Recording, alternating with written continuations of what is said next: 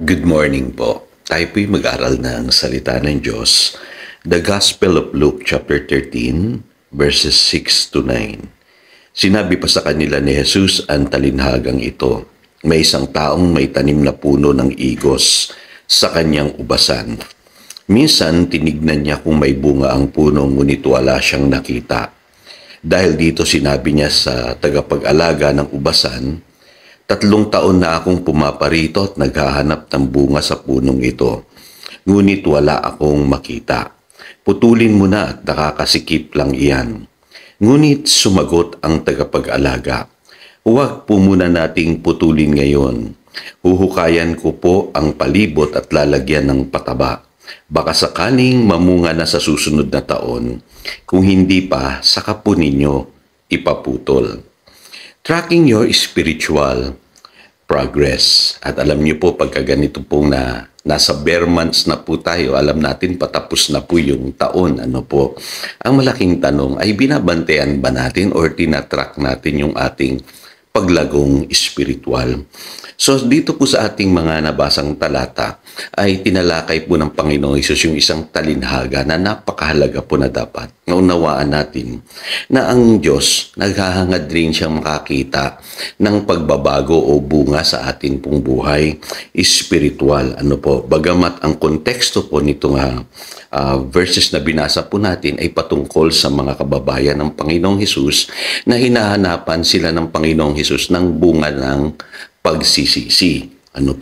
Kasi matagal na po silang napapangaralan ng iba't ibang propeta at itong bandang huli, ang Panginoong Hesus na mismo nangaral sa kanila, pero patuloy nilang nire-reject ang mensahe ng Diyos. Kaya marami sa kanila ang napahamak.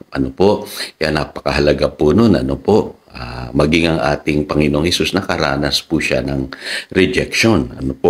Kasi po, talagang ganyan po ang tao mahirap talagang magbago. Kahit pangaralan nyo na, kahit gawin na lahat ng pastor o ng mga ngaral yung lahat ng uri ng pangangaral, ang pagbabago nakasalalay pa rin doon sa taong pinapangaralan. Ganon din po ang hinahanap ng Panginoon na pagbabago doon sa kanyang mga kababayan. So sa atin naman, ano ba ang inaasahan ng Diyos? Pareho din po. Makikita ninyo dito po sa text na binasa natin na ang Diyos, He is looking for fruit. Ganon pong paghahalin tulad niyan. Kaya pansinin nyo, laging ginagamit ng Diyos yung salitang vineyard, ubasan. At doon sa John chapter 15 verses 1 and 2, makikita ninyo doon na ang analogy ng ating Christian life ay para tayong mga sanga na nakaugnay sa puno. At malinaw po yan na yung mga hindi namumunga, pinuputol. At yung namumunga naman, pinuprune ng Panginoon. Nililinis para mas higit pang mamunga. So, ibig sabihin, may realidad, kapatid, na may inaasahan ng Diyos sa iyong spiritual life. Kaya, merong tinatawag na day of reckoning. Yung araw ng pagsusulit. Kaya sasabihin ng iba, Pastor, alam ko ang Diyos patient siya. Puno siya ng pag-ibig. Bakit may pagsusulit pa? At yan ang pinagtatakhan nyo marahil pagka nababasa ninyo yung ibang mga ipinapangaral ng Panginoong Hesus sa kanyang mga kwento, talinhaga, ay merong panahon ng paghuhukom, na kung saan tayo magsusulit sa harap ng Diyos. Totoo po yun. Bagamat ang Diyos ay patient, ay meron ding, kumbaga, sa trabaho, meron ding evaluation. At may inventaryo din pagdating ng araw. Kaya, babalik-balik ang Panginoon, titignan kung may nangyayari bang pagbabago sa iyong buhay. Katulad dito sa kwentong pinahayag ng Panginoong Hesus sa Luke chapter 13 verses 6 to 9. Babalik-balik yung may-ari, tinitignan kung may bunga yung punong kanyang itinanim. So sabi sa 2 Peter chapter 3 verse 9, the Lord is not slow in keeping His promise, as some understand slowness. He is patient with you. Patient po si Lord, tandaan nyo. Mapagmahal siya. not wanting anyone to perish, but everyone to come to repentance. Yun naman pala, ano po, bagamat patient ang Lord, hinihintay niya pa rin na magsisi ang tao at magbago. By the way, baka isipin nyo itong verse na ito ay para sa mga unbelievers. Hindi po.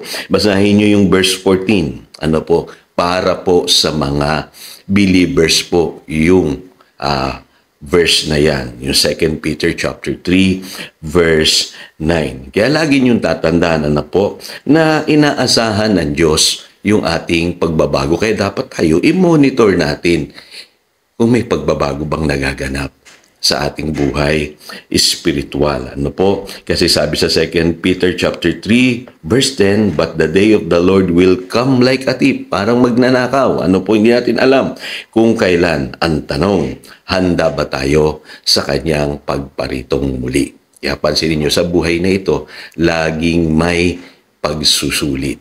At sa bawat pangangaral ng Panginoong Hesus, laging may pagsusulit. Ano po, merong day of reckoning. Ano po, kaya ako po, para sa akin, ano po, bagamat ang Diyos ang in charge sa ating pagbabago, ano po, patient siya, matyaga siya sa atin, mahal niya tayo, dapat din tayo ay magkaroon ng responsibilidad sa ating pagbabagong espiritual.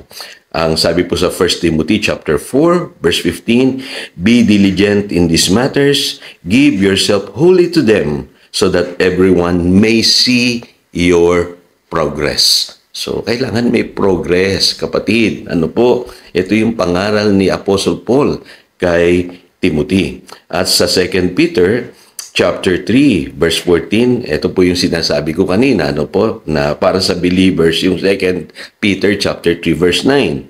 Sabi po sa verse 14, so then, dear friends, since you are looking forward to this day, yung day of the Lord po na tinatawag, ano?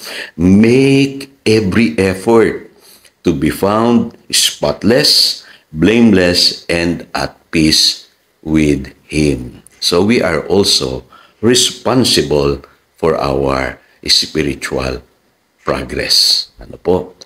So again, ito si Pastor Jojo nagpapaalala upang daluyan tayo ng pagpapala, manatili tayo sa kanyang salita. Good morning.